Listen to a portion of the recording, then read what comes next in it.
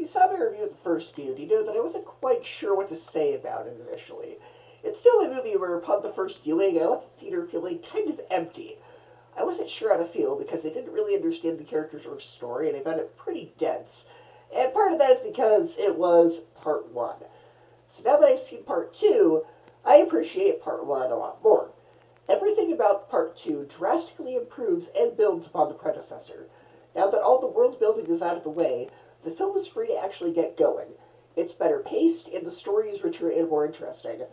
The film has beautiful cinematography and a lot of practical effects, which I greatly appreciated.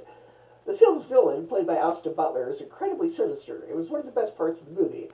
The fight choreography is fun to watch, and the characters are fleshed out more than they were in part one.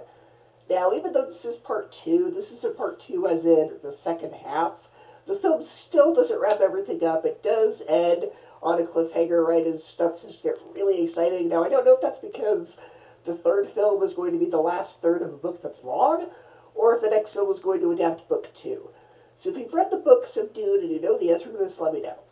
My other complaint is that I just don't get the appeal of Zendaya. She has no chemistry with Timothée Chalamet, and I can't buy her as the leading love interest.